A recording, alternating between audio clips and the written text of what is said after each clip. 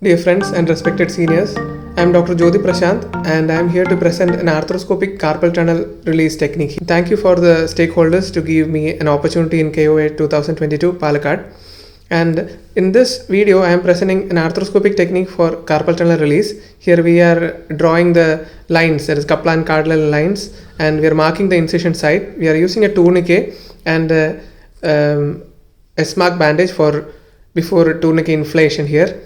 So the procedure is totally under local anesthesia. We just infiltrated lignocaine with adrenal and bupivacaine combination of 10 cc, and we are putting a small incision over the volar aspect, that is over the volar aspect of the wrist, and it is a transverse incision. It doesn't extend into the hand or thenar or hypothenar areas, and this incision is a transverse one and is more cosmetically acceptable.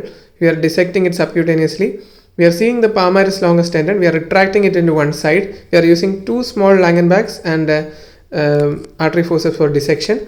We are using the standard 4 mm knee arthroscope for using in the surgery.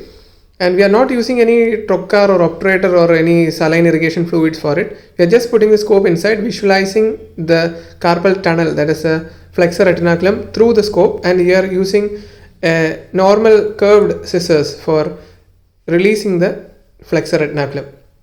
So initially we made a nick in the flexor retinaculum and we visualize it through the arthroscope in one hand and the scissors in another hand. So we are slowly cutting by visualizing the flexor retinaculum. Here you can see that we are expanding the limbs of the scissors and slowly cutting the flexor retinaculum. So here you can see beneath, you can see the nerve clearly, and we are visualizing the flexor retinaculum through the arthroscope, and we are slowly cutting. So this we are doing it proximal to distally, and we can feel the crepitus of the flexor retinaculum that is being cut through the scissors, and we can also visualize it, and we can see the nerve beneath very clearly. So we should be initially a bit slow on it because it might take a bit of a learning curve. So we slowly cut the flexor retinaculum and expand the area there, and it might sometimes bleeders might be there. We can pause for some time and again we can do the same thing. And here you can see the retinaculum is almost completely released from distal to proximal. You can see the nerve freely down. You can see the distal edge of the flexor retinaculum through the arthroscope. Care should be taken that the curved scissors should be directed towards the ulnar side, so that we can avoid the damage of the recurrent branch of the median nerve.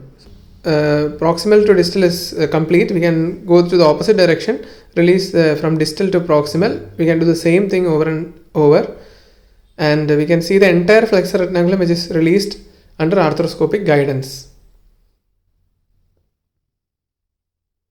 So the main advantage is that we just need a small incision, and we don't use any sophisticated devices, cutting devices for it, any sheaths or cannulas or anything, and it is very cosmetically acceptable rather than the bigger non-arthroscopic open incision which might cause scar tenderness and scar healing problems in the hand. So the other incision is not at all even visible, that is to the patient, and the patient is back to work in few days. So എനിക്ക് കൈക്ക് തരിപ്പായിരുന്നു.